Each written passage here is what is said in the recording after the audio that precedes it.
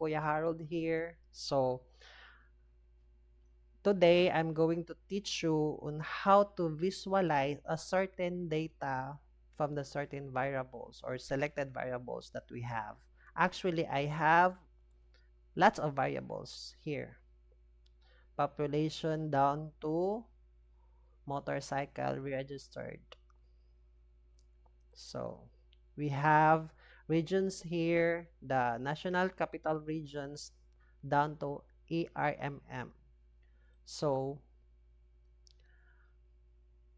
also I'm going to teach you on how to calculate a or compute the measure of central tendency and dispersion using this Excel and Jamovi. So first of all, I'm going to teach you on how to visualize a certain data that we have. However, I just choose 5 variables to visualize. Okay? This one. Here, the population, land area, down to projected life expectancy.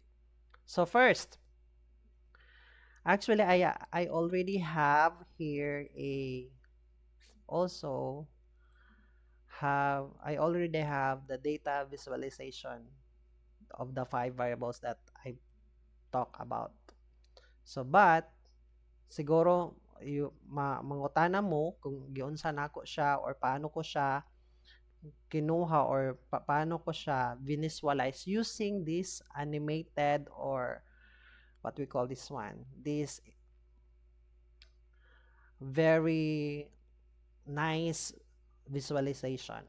So, kasi 'di ba before is we just have the bar charts, bar lang siya. So wala siyang ka-design actually.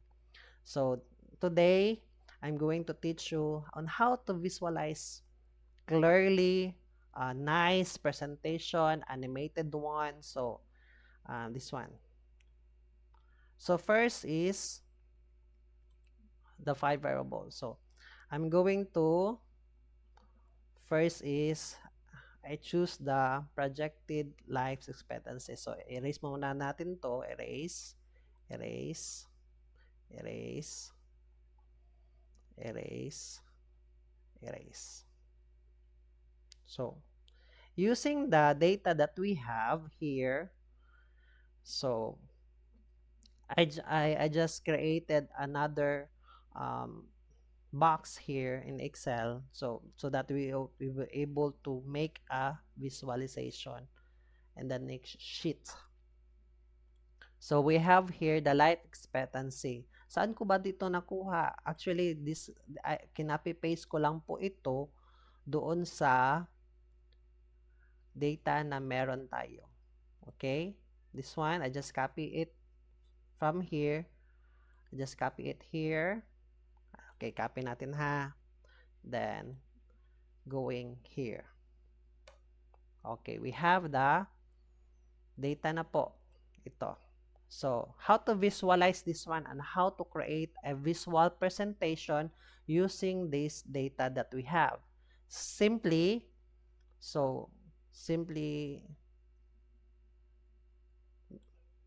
highlights from the region down to female down to data. Okay? And just click the insert and so paano ba to Kuya Harold? Just kuan lang, ito lang, column or kuan. I prefer for this one is the cluster column, okay? Cluster column. 'Di ba? Boring masyado siya pag ito lang. Ito lang yung gamitin nyo. So, ito lang, wala lang, 'di ba?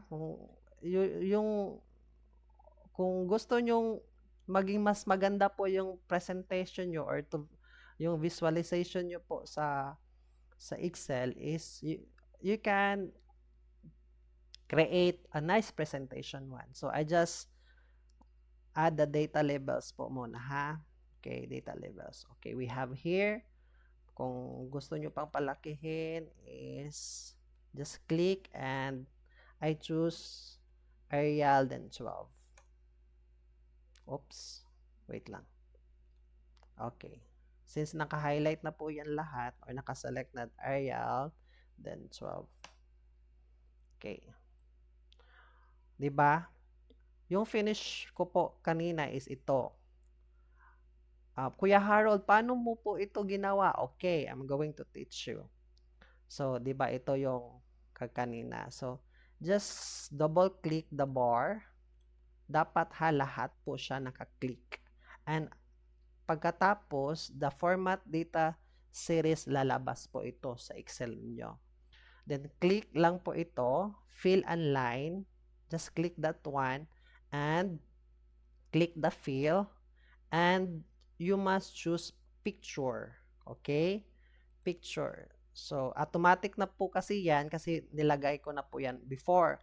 However, paano po ba, Kuya Harold, na if ever I will choose another icon? So, you just search from the icon, grandma icon. Grandma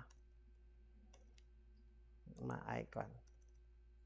Or lady, since female icon. Female icon. So, we have here, picture, saan ba? Saan ba mas maganda? O, ito na lang. So, save mo lang yan. Pagkatapos, doon na lang tayo sa ito. Ito yung sinave po natin ha. So, as what I've said, just click the picture and the file from the picture, then puntahan nyo si download, then click this one. Diba? We have a nice presentation using our clustered column. Diba? You can change naman po ito.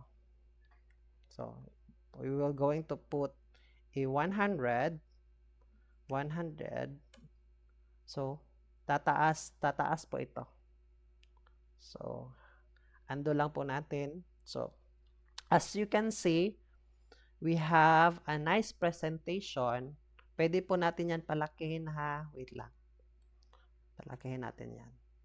Using this one, the gap, sa dito sa series option, you can create another. So, palakihin mo, 'di ba? Mas nice siya kung palakihin kasi yun kanina is sobrang payat. So, yun lang. So, but I prefer the grandma one because as our life expectancy here or the age or sa edad dito is 70 plus na po siya. So, meaning senior citizen na po siya. So, I choose yung kanina. So, hanapin ko lang po yun ha. Yung si grandma, ito si grandma. 'Di ba? Mas nice si grandma. So, you can create this one. You can pwede nyo po ito ano po yung project life expectancy. 'Di ba? Oh. Ano po ito?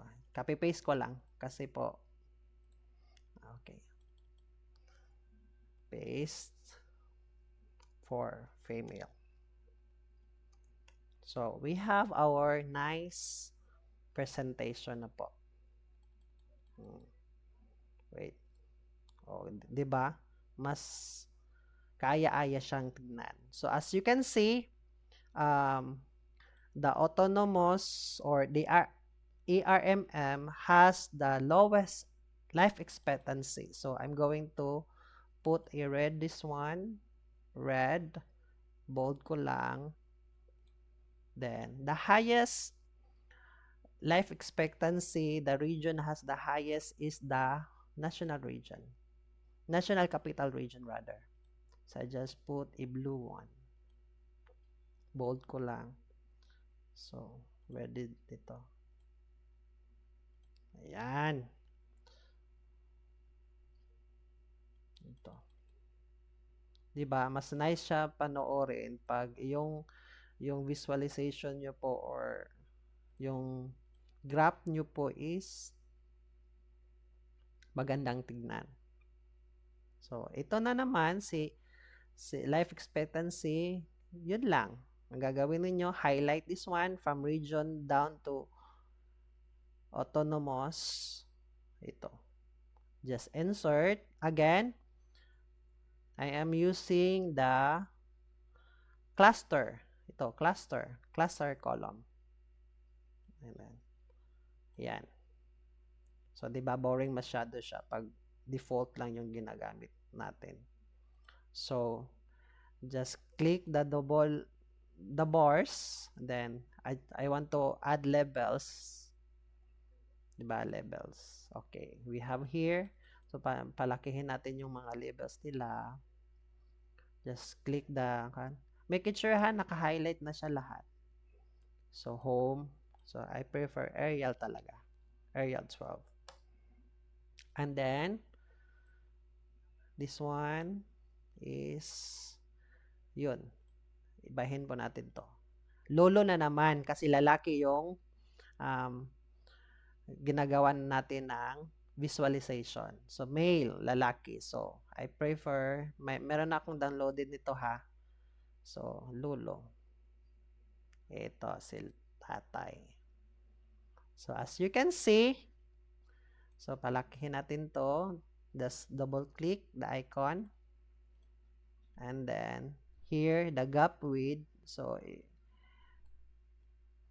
much better 0. Oh, yan. Para mas malaki siya, mas maganda siyang tignan. So, here. So, again, project life expectancy. Copy na lang natin to. Copy, paste natin to. For male. So, from this data, 'di ba? Oh. Nangunguna talaga si National Capital Region. Maybe they're eating healthy foods. And then the lowest one is the RMM. So I just put a red and then bold. Then below this for the highest one. 'Di ba? Mas maganda siyang tignan. So dito naman sa land area, same. Highlight mo lang, insert. For this one, I am using that tree map para mas maganda siya. Insert. Hanapin natin yung si tree map. Saan ba yung si tree map dito? Wait lang. Tree map.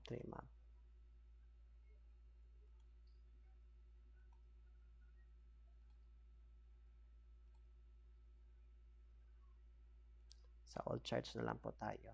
Sa tree map, ito si tree map. Okay, dito si tree map. Just create. Just select one. So, pwede.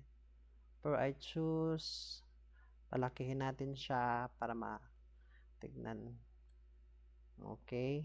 But I choose, so, ibahin natin to kasi hindi ako satisfied for me ha. So, pwede natin siyang palakihin. So, using this one. So you can, if you satisfy na, then click. And afterwards is, di ba? As you can see here, colors lang siya. But, Kuya Harold, pwede nyo po bang gawin itong, i-change yung icon? So, na-change natin ito.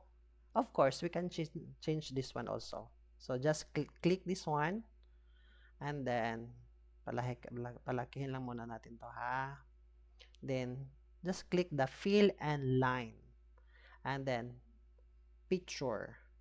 Si Lolo yung lumabas kasi yung last time natin ginamit is si Lolo. Diba? Si tatay. So, we're going to hanap tayo ng, actually, I have downloaded also an icon for this land.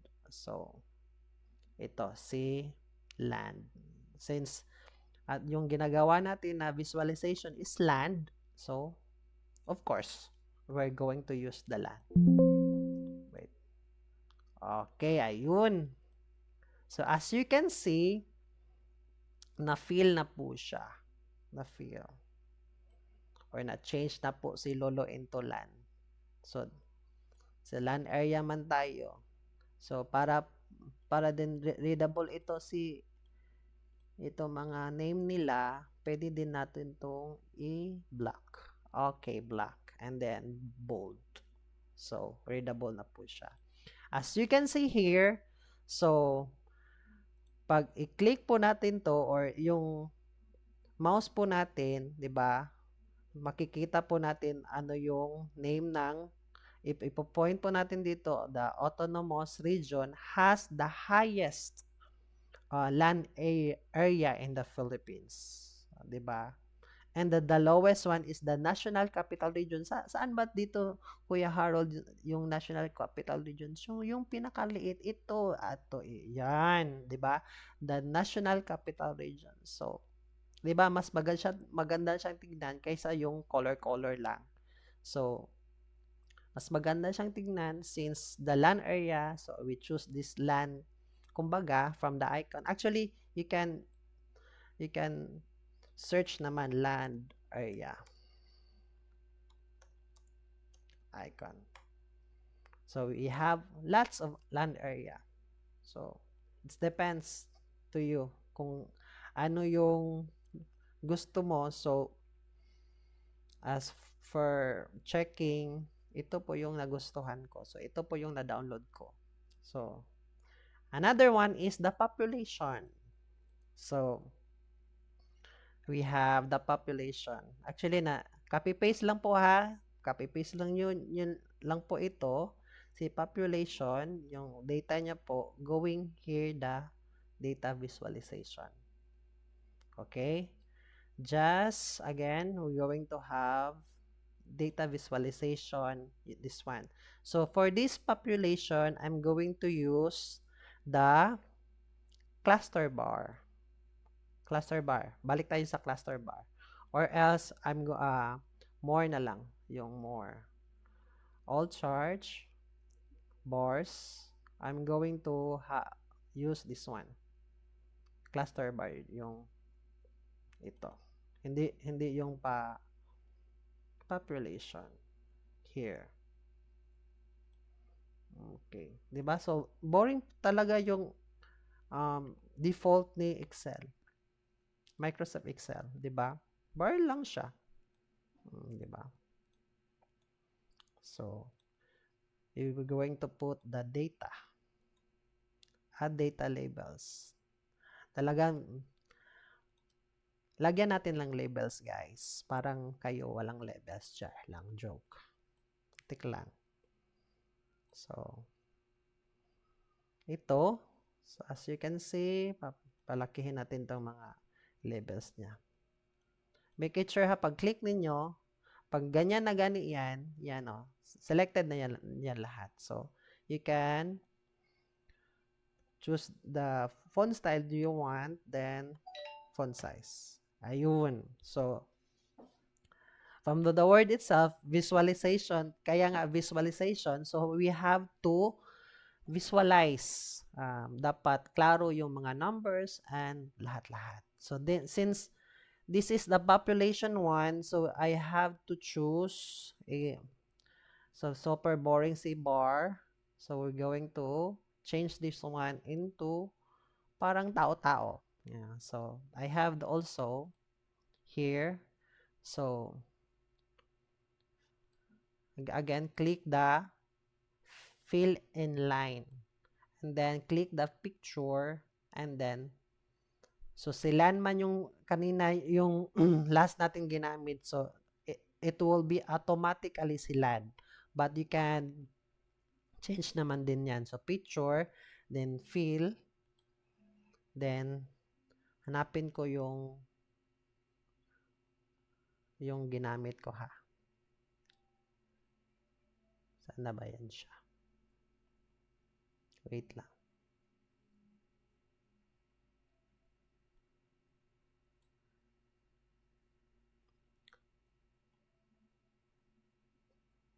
Parang ito. Wait lang. Ito. Okay. So, isa lang man siya, no? Pwede natin yan siya paramihin. Using, wait lang. Gap. So, isa lang man yan siya. Actually, pwede natin yan siya paramihin eh. Ito si, click this one. Ayan, si stack. 'Di ba? Mas maganda siyang tignan kaysa yung isa lang. Naka-straight siya, 'di ba? Pangit masyado. So, kahit isa lang yung icon nyo po dyan, since this is a population, you can maximize that one into ito, stack. So, yeah, 'di ba? Mas maganda siyang tignan. So, as you can see, the highest population in regions is we have the Calabar zone. Saan po ba si Calabar zone dito? Ito siya, si Calabar zone. We have 14,414,774. The highest population in the Philippines. So, I'm going to color this one into blue. And then, so, and the lowest population is the Cordillera region. That has only 1,700,000. Saan ba si Cordillera dito? Cordillera. Hindi ko mahanap si Cordillera. Ito. So, I have to bold and put a red. Okay? So, ito. Yun lang. Again, ito ang yung ginawa natin sa life expectancy for birth, for female. So, ito. Diba? Mas maganda siya kaysa yung default ni Microsoft Excel na bars lang. So, I hopefully you learn from the data visualization. Paano mapaganda yung data po natin using the Excel one. Actually, you can copy this one to from here, just copy. Then, if you're going to present this one using the Microsoft PowerPoint, just open your Microsoft PowerPoint. Then, example lang po ito ha. Blank lang po ito, blank. Then, paste. 'Di ba?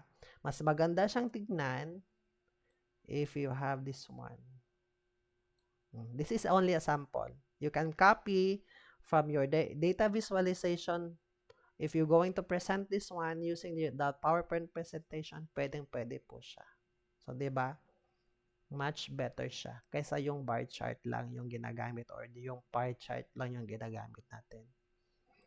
So, going back, here the video or the tutorial in data visualization using the 5 variables that we have. So again, moving forwards, so I'm going to teach you also on how to, what we call this one, on how to compute the measure of central tendency and dispersion using the Excel. Okay? Diba? If we were going to have the stat in our school, we have to manualize everything. So, perti jud siya kakapoy. Me myself, kapoy kaayo. Mag-memorize pa ka og mga, what we call this one, a formula from the statistic formula. But, in Excel, your life make easier to compute. Okay? Moving forward, so actually I have here all the data that we have down the population.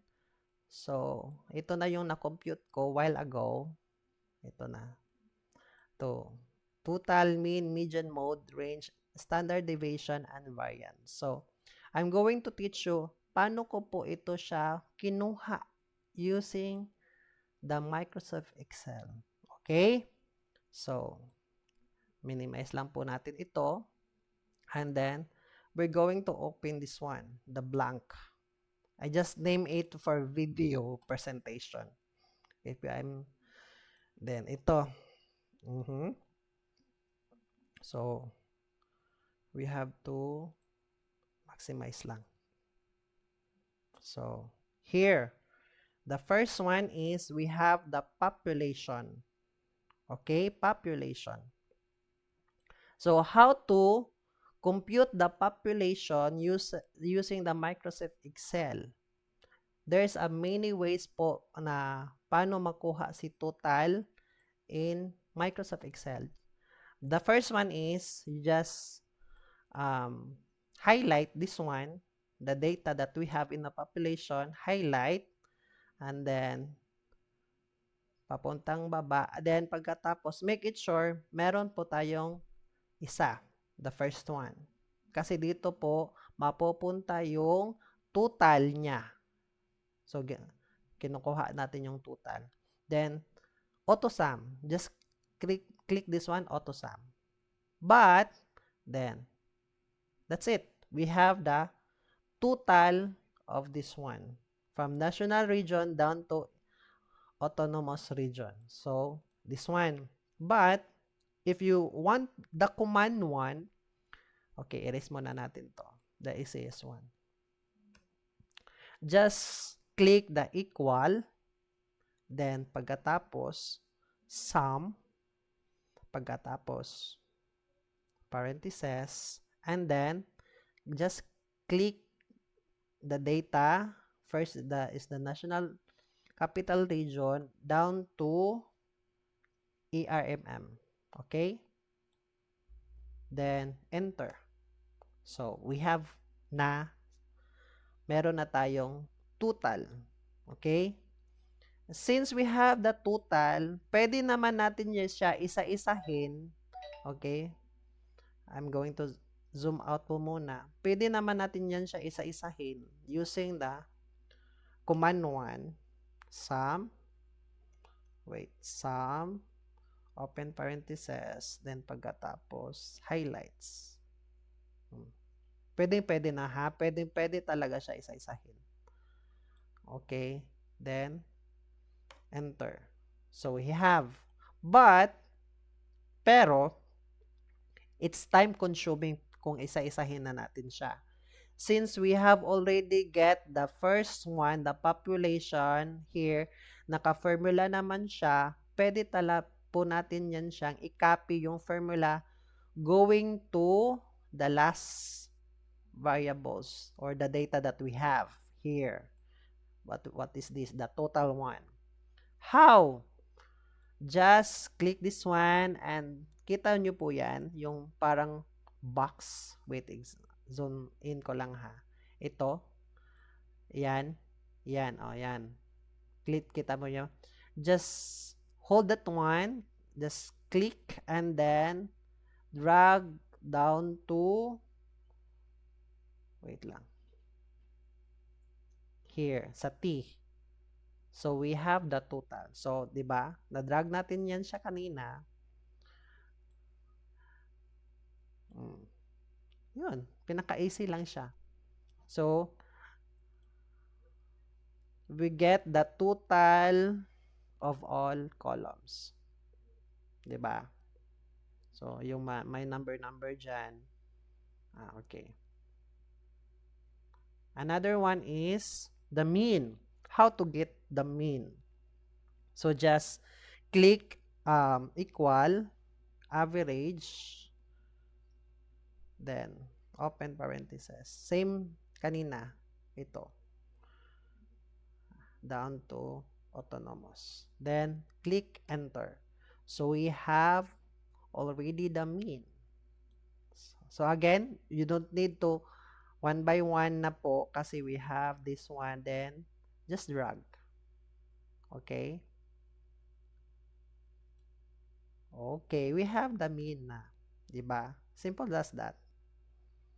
Diba? We have the mean.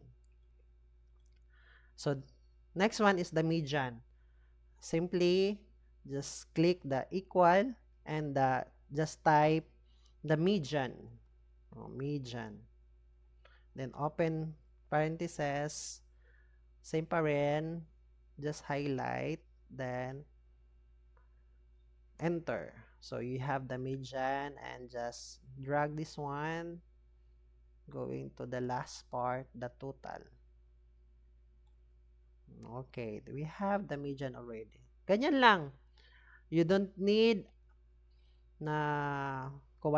you don't need to manualize everything if you have naman the Excel, 'di ba? So, next one is the mode. How to get the mode? Just click the equal, then mode, and then open parentheses, then same lang yun talaga siya. Command lang po tayo dito. Then, enter. Then, pagkatapos, of course, there's no mode. It's obvious. Diba? Again, then drag. Okay. Kuya Harold, bakit wala pong mode si population? So, from the law of statistic, wala po siyang mode kasi po wala pong nagbalik-balik diha na number. Population done to average. Pero si average expenditure, meron po siyang mode kasi po merong nagbalik-balik. Si 162, ito, si 1 and si 6, dito Ito. May dalawang nagbalik-balik na numbers. That same din si savings, meron din. And then si labor force, meron din sila. Diba? Okay. So the range. How to calculate the range using the Microsoft Excel? Simple. Command na din po tayo. Just click equal. Just type max because in statistic we have the formula of range is max minus minimum. Meaning from the largest number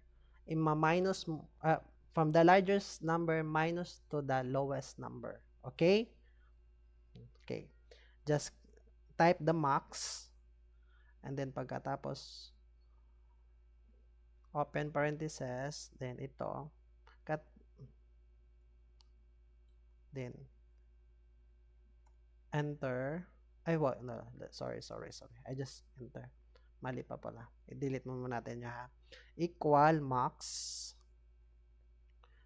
Open parentheses. And then ito, kung na-highlight na mo yan is just close. And then minus minimum.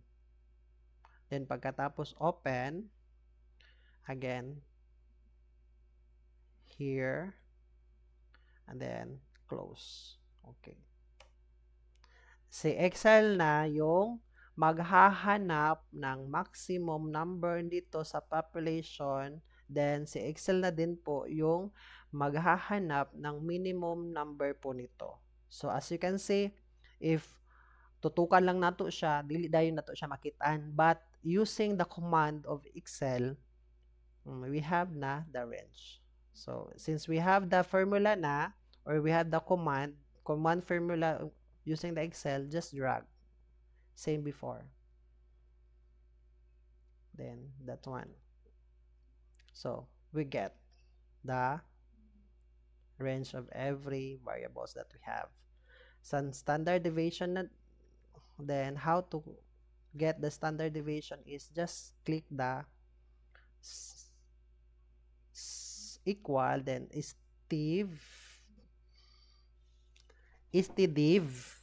Since we have the population here, so just click the population. The second one is the S is the sample one. Since we have the population itself, so just click the stdiv.p, meaning population po yan. So, if this one, kung sample din po yung hahanapin po natin, just click the stdiv.s. So, since our population po tayo, so stdiv P. Okay? P, open. Wait, capital ko lang yung P. Open, then same. Then, okay, we have the standard deviation. Again, if you're going to look for the sample of standard deviation, just click the stdev.s. So that is the sample. Sa variance naman is just click equal var. Since this is a population, so we need to P, then close parentheses, yun lang. Okay. Then, enter. We have na.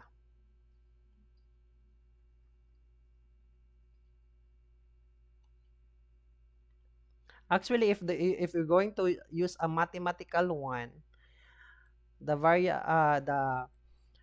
formula of variance is just the standard deviation square. Meaning, if ano yung total sa standard deviation nyo po is square nyo lang po yan. Example, hanap lang tayo ng ito si 62.95. Wait lang ha. 62.95 times 62. Wait lang. Equal 62 times 62.95. Diba? So, we have the same result. Diba? However, since sabi ko na a while ago na the Excel make our works better and easier. So, we have na the standard. We have easiest way to compute the measure of central tendency and dispersion using the Excel one. The next one is I'm going to show you on how to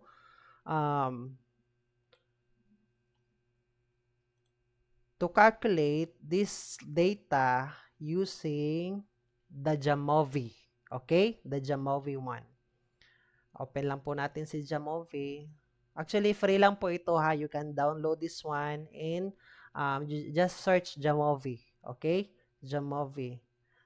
Kasi po yung SPSS na ginagamit ng mga researcher before or mga statistician is may bayad po yan.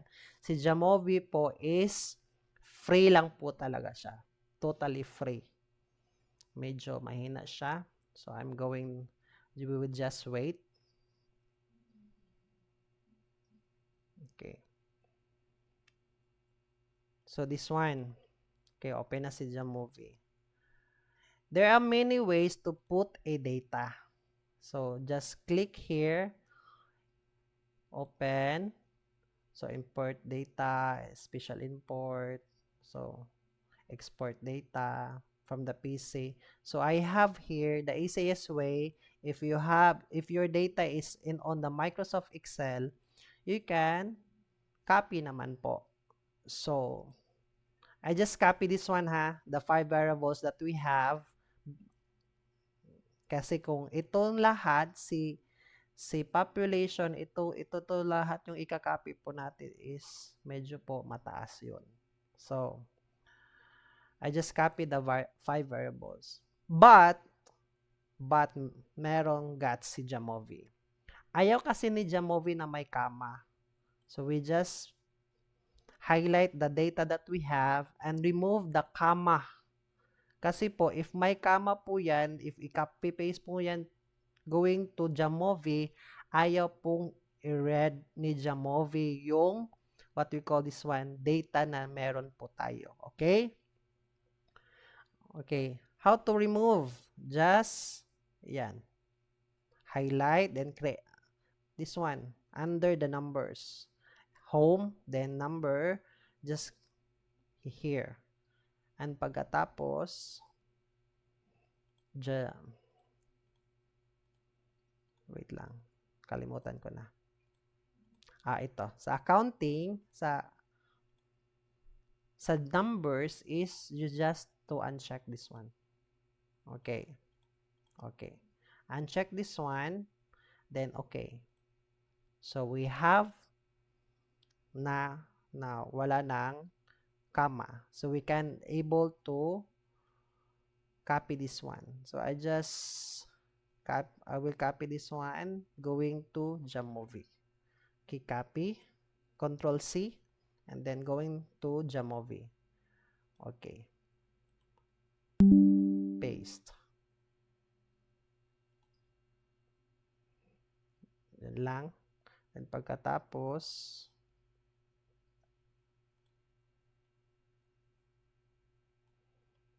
ito. Going to have, since this one is the region, tama ba ako? Region. Yes. Region. Name lang po natin yan siya na region. Then pagkatapos, ito is, the measure type ni region is, saan na yan?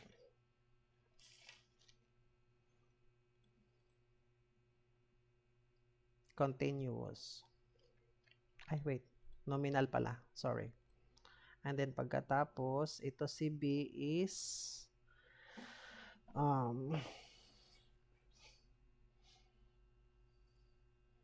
population.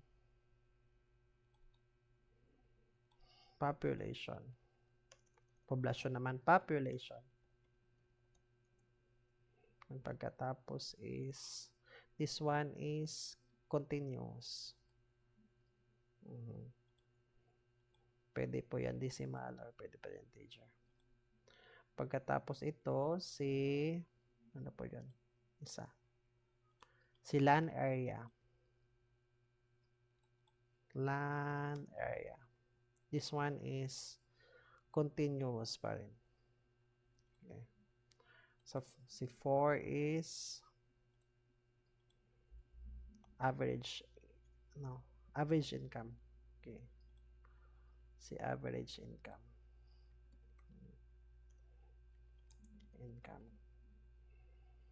So, nominal. Then, pagkatapos, life expectancy.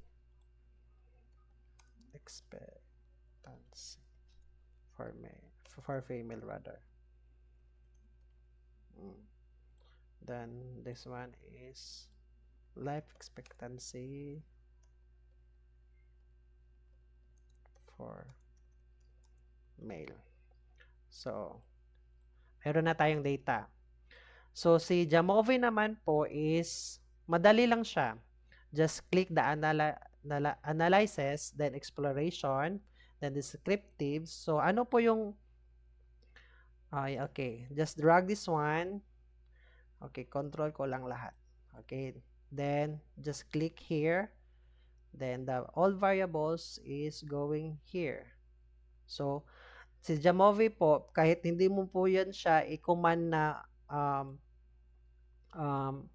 to analyze, pag yung variables mo po lahat is nandito na sa loob, sa box, is it will automatically compute your data here. So, ano po yung hinahanap natin kanina is mean, median, mode, sum, 'di ba? Every click meron na po siya. Just if you don't want to see this missing, okay, missing. Just uncheck that one. The variance and the range.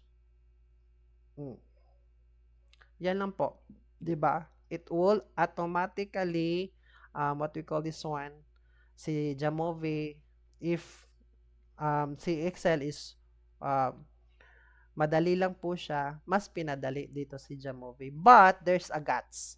Okay? Si Jamovi kasi, if you're going to have a plots or the histogram, very simple lang siya. Parang ito. Okay, I will check this one, then mag-create lang siya ng mga box or bar plots na gusto ninyo. So, box na lang mo muna. So, medyo loading si Jamovi. Medyo loading siya. 'Di ba? So simple. The data visualization of Jamovi is very simple. Unlike the Excel one is you can maximize or you can edit um, the icon, na 'di ba? Pwede natin siya pa. But si Jamovi is since free lang po siya, so we can expect from free, 'di ba? At least makakompute po siya ng data na input po natin. So, the bar plots, so 'di ba? O si Jamovi ito. So that's it on how to compute Jamovi, how to compute measure of central tendency and dispersion using the Excel and Jamovi.